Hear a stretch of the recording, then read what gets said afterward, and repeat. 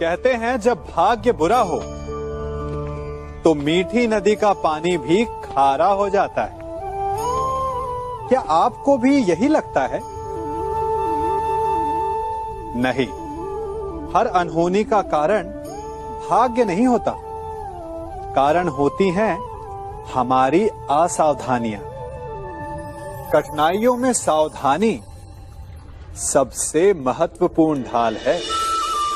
अनजान मार्ग पर आगे बढ़ने से पूर्व अपने एक पांव को धरा पर जमाना और दूसरे पांव से आगे आने वाली भूमि को टटोल लेना ही समझदारी है। सत्य बोलने में, वचन देने में या प्रतिज्ञा लेने में सावधानी आवश्यक है।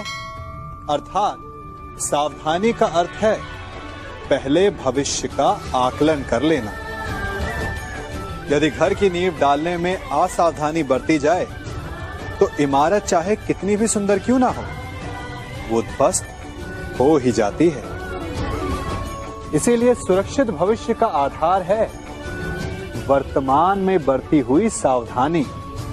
क्योंकि भविष्य में क्या होने वाला है ये आप जान नहीं सकते, परंतु उससे बचने के लिए सावधानी की ढाल का प्रयोग अवश्य कर सकते हैं। मनुष्य का सबसे बड़ा गुण यह है कि वो सदा अथक परिश्रम करता है और मनुष्य की सबसे बड़ी त्रुटि यही कि वो सदा छोटा मार्ग चुनता है। कदाचित इसीलिए वो वरदान चाहता है, कदाचित इसीलिए वो श्राप से भय खाता है। परंतु जय विजय हानि लाभ की भांति ही श्राप और वरदान केवल भाव मात्र हैं। कब कौन सा वरदान श्राप बन जाए और कौन सा श्राप वरदान में सिद्ध हो जाए, ये केवल मनुष्य के कर्मों पर निर्भर करता है। विष पीकर शंकर महादेव हो गए और अमृत पान करके भी राहु केतु असुर ही रहे। तो सब खेल है केवल भाव और कर्मों का।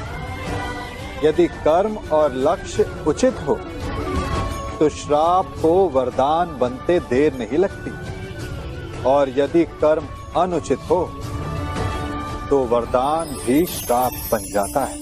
कभी चुंबक को देखा है कैसे वो लोहे की ओर आकर्षित होता है और कैसे वो लोहे को अपनी ओर आकर्षित करता है?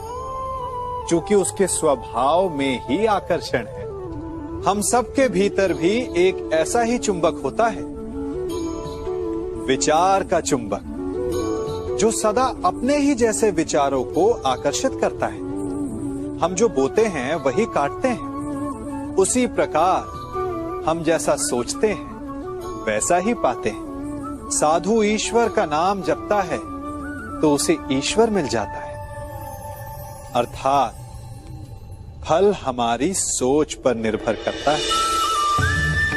ओस की बूंद यदि केले के पत्ते पर गिरे तो वो कपूर बन जाती, सीप में गिरे तो मोती, और यदि विषधर के मुख में गिरे तो विष। बूंद एक है परंतु उसके प्रारब्ध भिन्न है, क्योंकि उसे आकर्षित करने वालों का व्यवहार भिन्न है।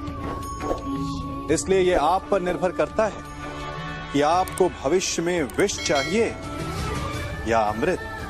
स्मरण रखें, हम वही बन जाते हैं जैसा हम सोचते हैं, जैसा विश्वास रखते हैं।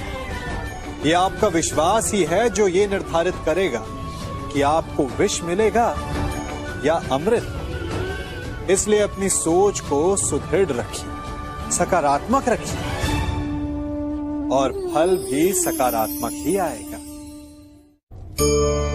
जब मेघ छाते हैं तो क्या होता है? अंधकार छा जाता है। मेघ गरजते हैं, बिजलियां कड़कती हैं, वर्षा होती है। सभी पशु अपने आश्रय स्थल पर जाकर छिप जाते हैं। मनुष्य अपने घरों की ओर दौड़ते हैं और सभी पक्षी अपने घोंसलों में जाकर छिप जाते हैं। परंतु एक जीव है जो गरजते मेघों को, कड़कती बिजलियों को भारी वर्षा को भी हरा देता है, वो जीव है बाज। क्योंकि वो समस्या की जड़ों से ऊपर उड़ता है, वो गरजते मेघों से, कड़कती बिजलियों से, भारी वर्षा से, इन सब से ऊपर। यही अंतर है हारने वालों में और जीतने वालों में। ये युद्ध हार और जीत का नहीं, समस्या और सोच का है। यदि आप अपनी सोच को छोटी रखेंगे तो समस्या बड़ी हो जाएगी, और यदि आप अपनी सोच को बड़ी रखेंगे तो समस्या छोटी हो जाएगी। मनुष्य जीवन की परीक्षा में सफल होने के लिए क्या नहीं करता? वो परिश्रम करता है, दौड़ भाग करता है, और ये सब करने के पश्चात भी जब उसका काम नहीं बनता तो वो नकल करता है ना?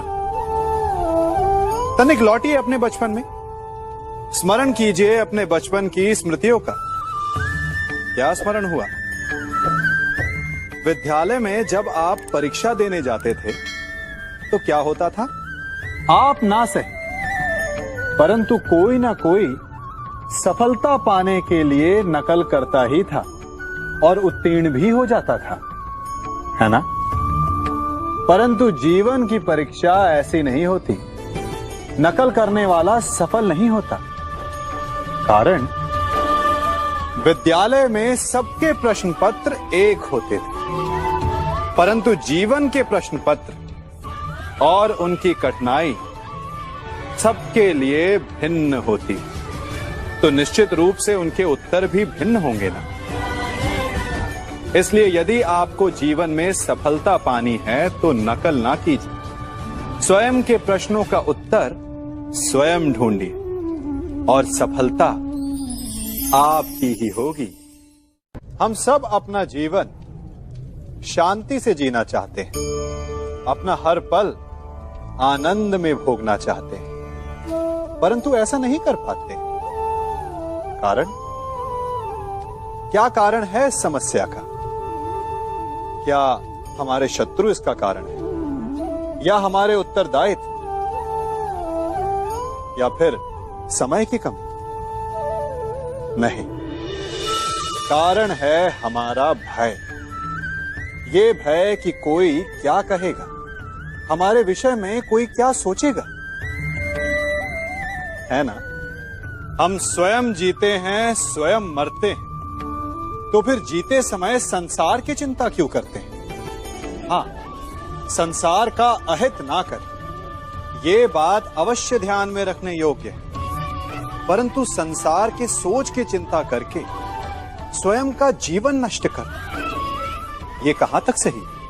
जब आप आनंद में नाचें तो ऐसे नाचें कि जैसे आपको कोई देख ही नहीं रहा है। जब आप गाएं तो ऐसे गाएं कि आपको कोई नहीं सुन रहा। स्वयं को संसार समझें और इस धरा को स्वर्ग समझें। यदि अपने जीवन में आप 4 पल भी ऐसे जी पाएं तो आपका जीवन सफल हो जाए।